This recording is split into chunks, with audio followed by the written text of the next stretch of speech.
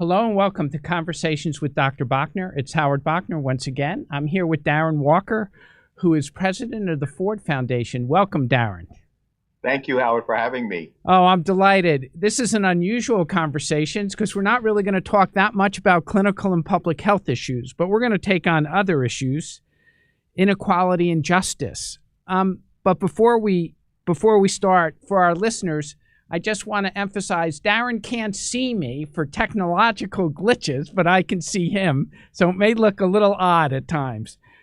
Darren, you go to Rockefeller in 2006, you come to Ford in 2010, and you become president of the Ford Foundation in 2013. What's it been like?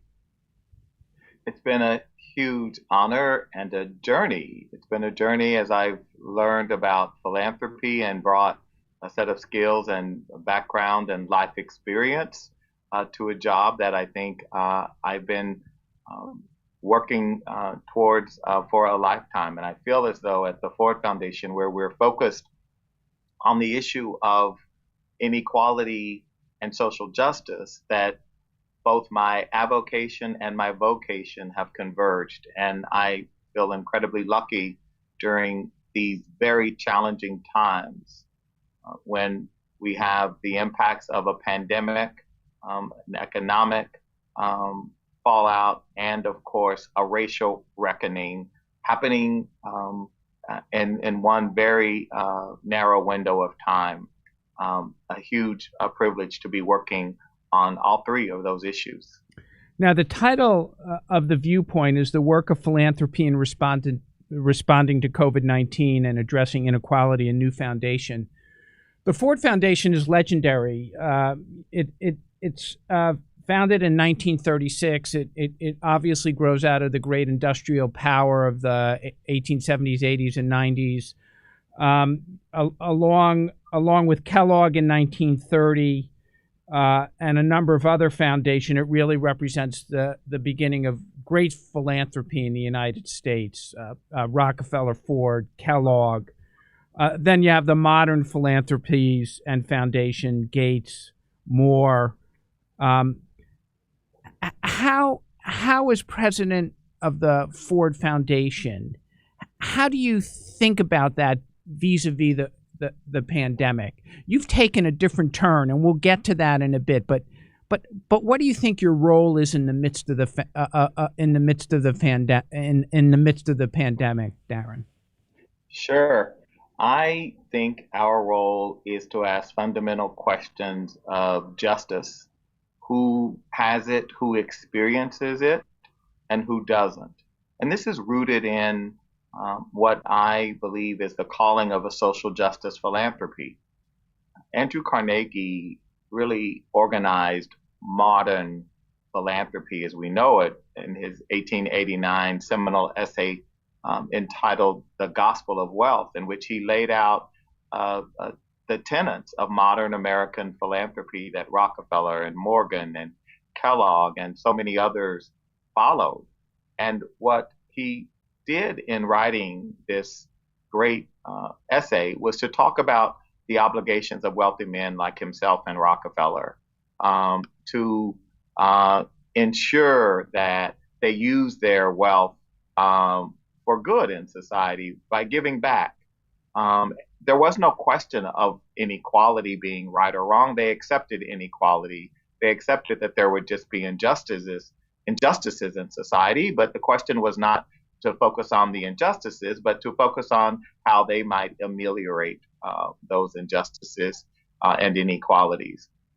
Martin Luther King in 1968 had a different idea about philanthropy. And what he said is the following: philanthropy is commendable, but it should not allow the philanthropist to overlook the economic injustice which makes philanthropy necessary.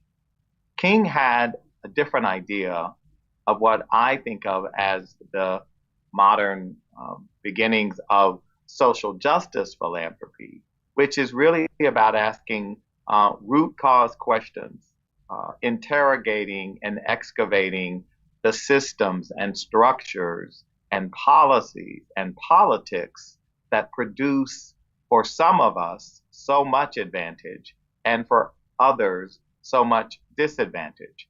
And we have seen the consequences of growing inequality in the way the pandemic has taken hold in our country, who has been most harmed, who is most vulnerable, where the disparities in health lie are the places and people who are most affected.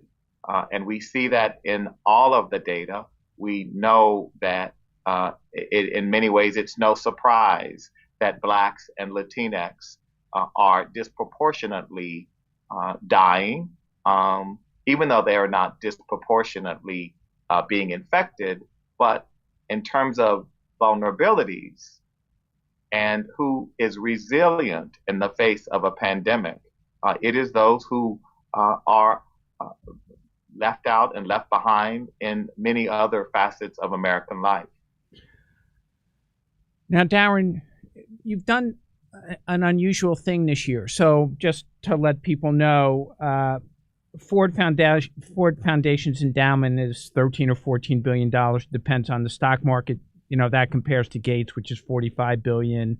The other great American foundations, Lilly is $15 billion, RWJ is $11 billion, Getty is $10 billion. You have $400 or $500 million each year to give away. It's 4 or 5%. I don't know precisely, and it rolls. But you have $4 or $500 million to give away each year. But you've decided that's not sufficient in the middle of the pandemic. That's what's so unique. So could you talk about that decision and how you made it? And what does that mean for the future of the foundation? Well, we made this decision back in April when the stock market was down significantly. As any investment advisor knows, if you've got a responsibility for an endowment, you don't take out a lot of money and reduce your liquidity and reduce the opportunity for a rebound at the bottom of the market. And so the foundation's CIO and investment committee did not feel that while they may have felt that my imperative that we should spend more was right, they did not wish that we would reduce the endowment, particularly at a moment when we needed liquidity, when the market was down and choppy and volatile. So given the very low interest rates and Chairman Powell's new policy at the Fed, I saw an opportunity to issue debt, something foundations generally don't do. They've never been a social bond. Right.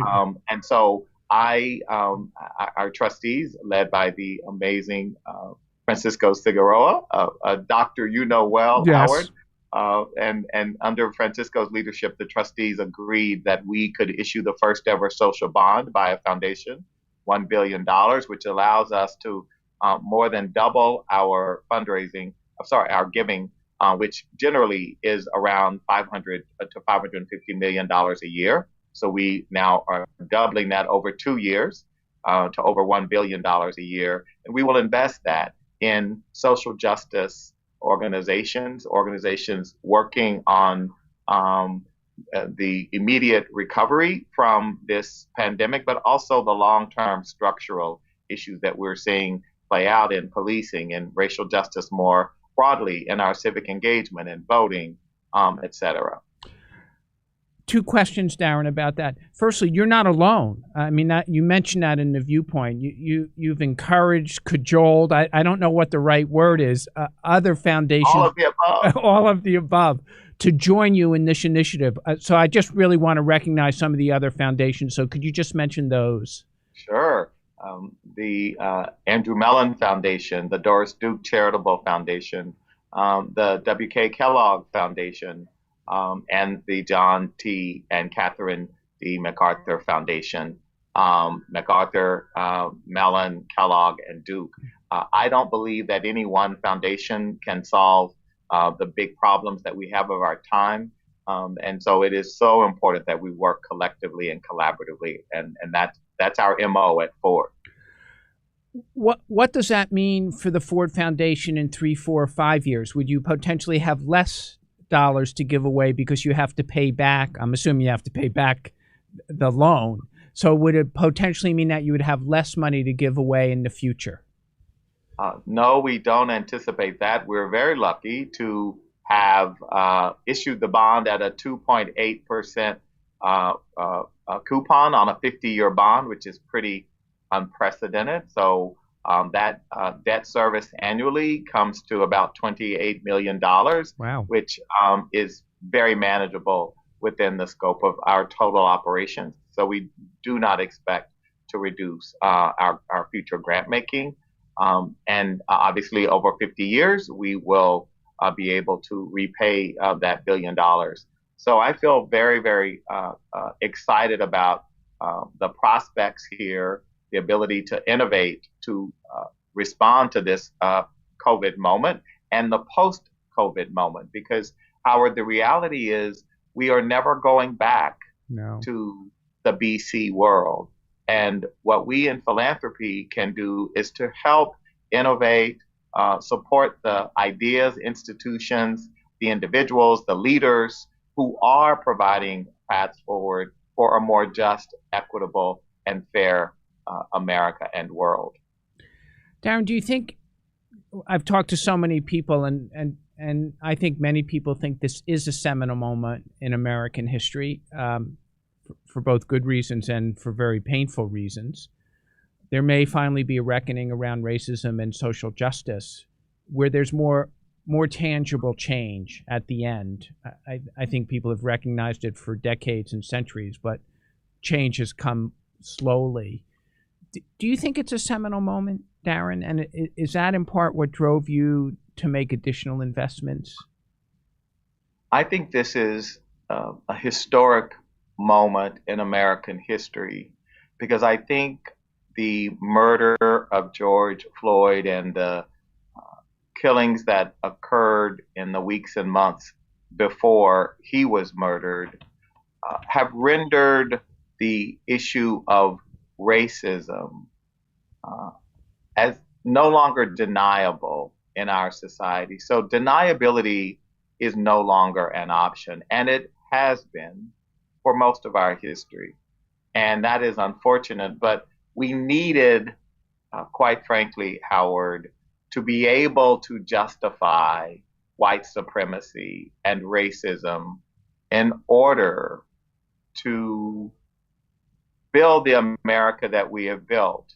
And that is a painful thing for many Americans to absorb, because I don't believe that most Americans want to live in a racist country or wake up on any given day and say, I want to go out and do something racist or do something harmful to other Americans.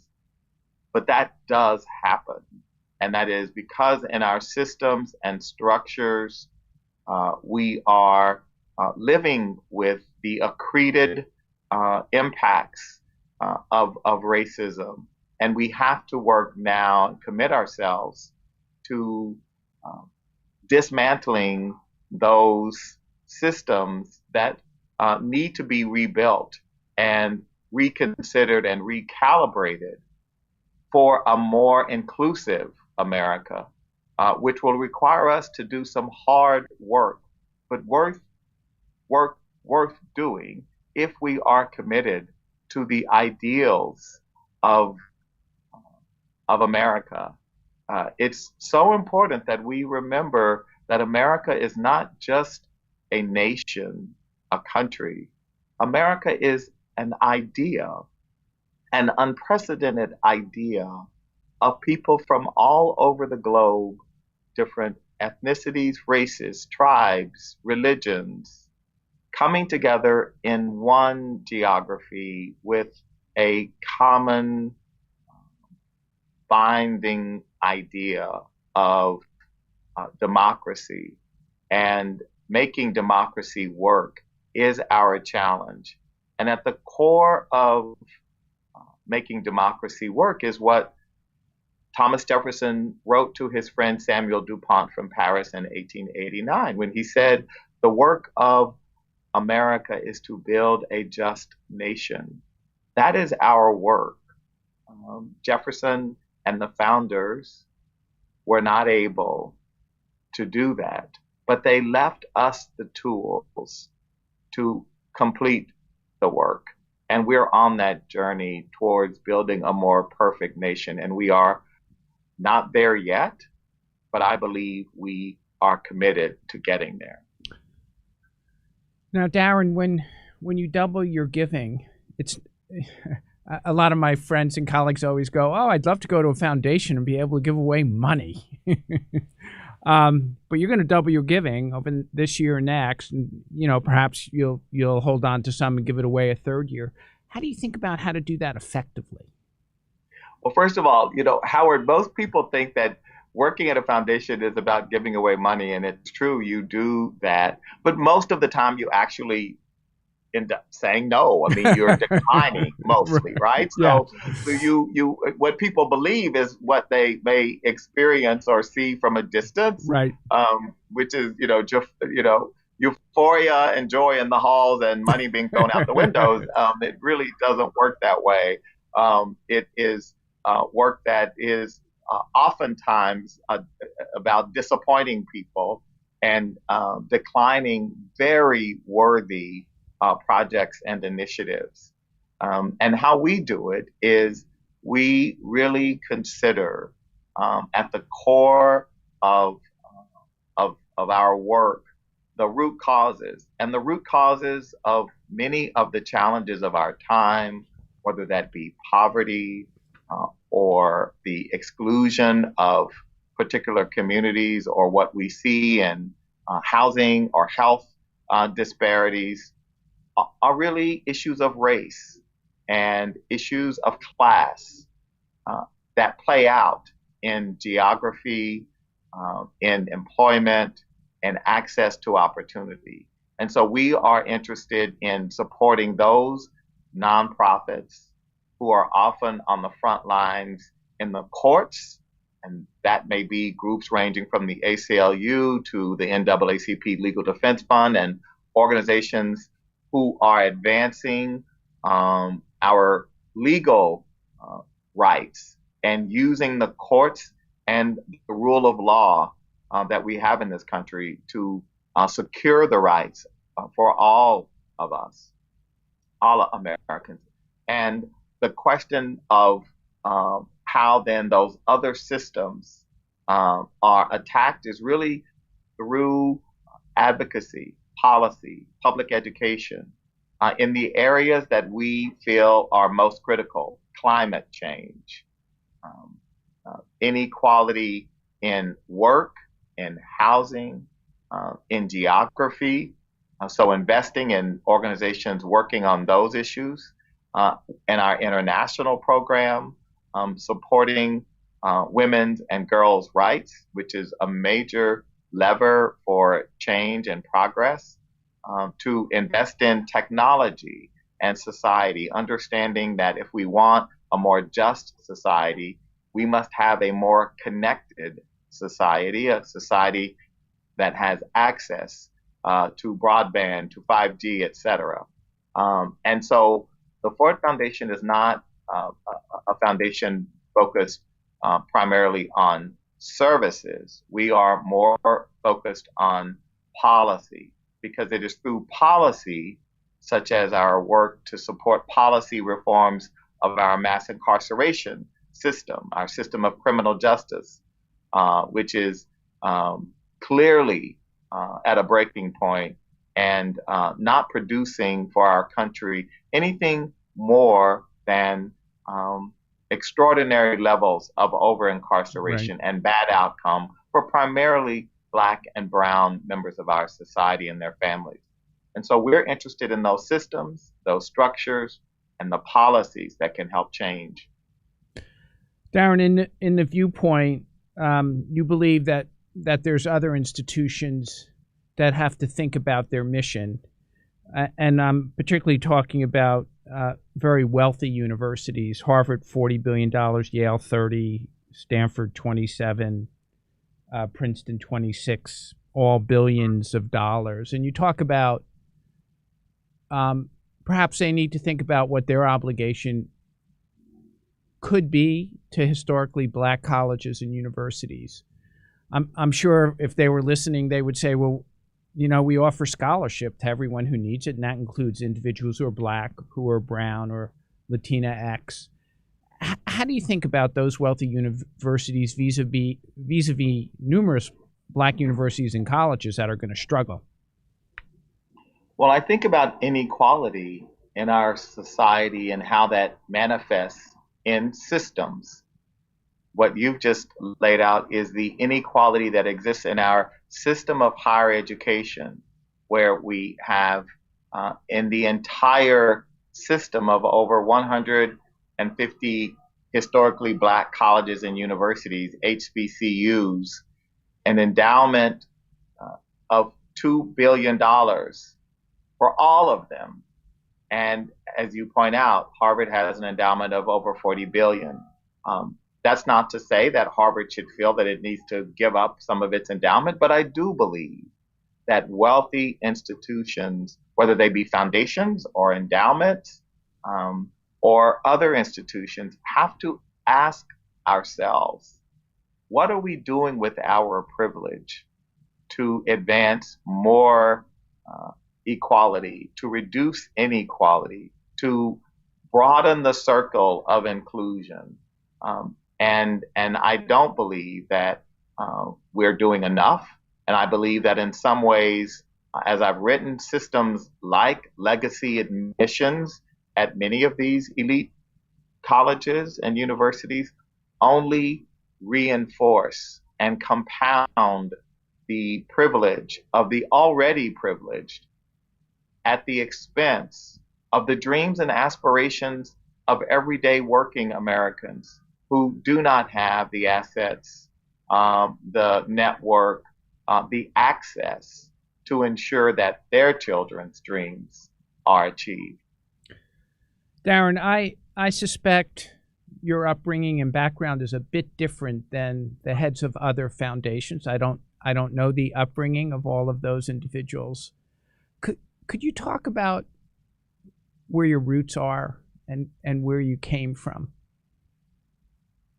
Well, Howard, I was born in a very small town in rural Louisiana, and I was born in the charity hospital in that town, and I never knew my father, but I was raised by my wonderful mother, and she moved me and my sister to Texas, to rural Liberty County, Texas, and it was there that where we lived in a little shotgun house. And in 1965, a nice lady appeared on the road, and she approached my mom and told her, as she was telling all of the neighbors, about a new government program called Head Start.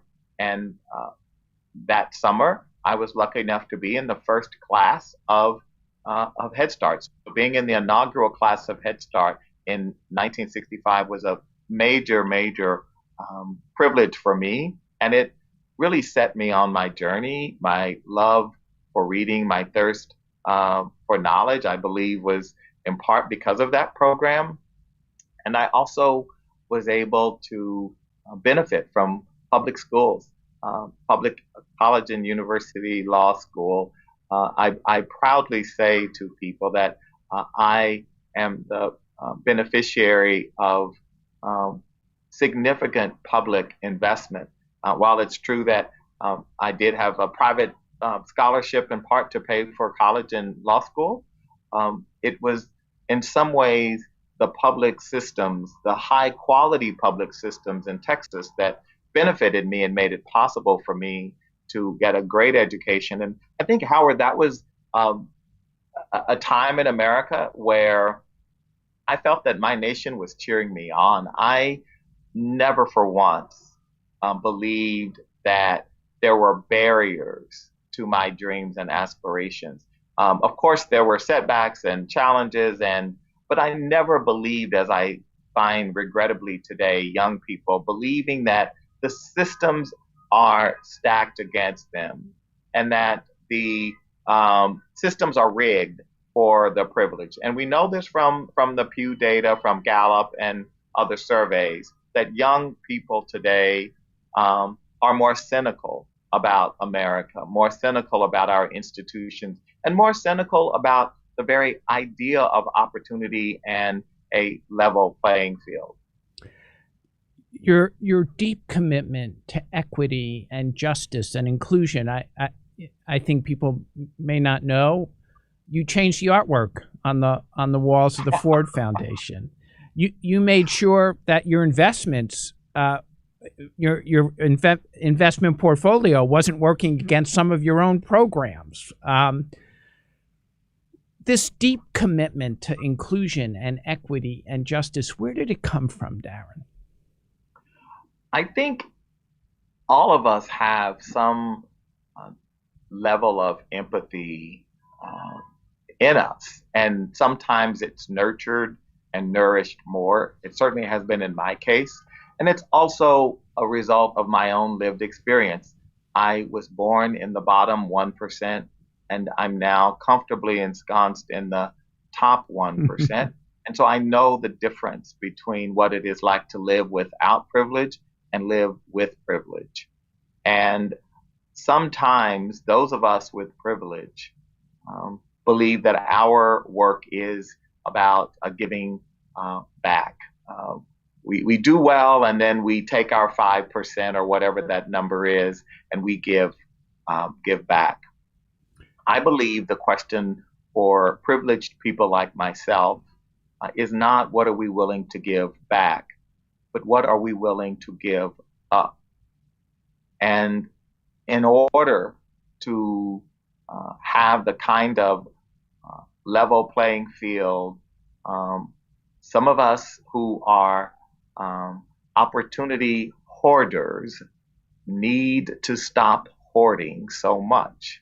And we need policies and systems and structures that ensure that we don't hoard, that we do have an economic system that does, of course, recognize risk takers and rewards them accordingly, but also ensures that average workers are given an opportunity to benefit from their productivity, that gives young people a chance that they can graduate from a good college and not be so burdened with debt that they are unable to think about a small business or even buying a home.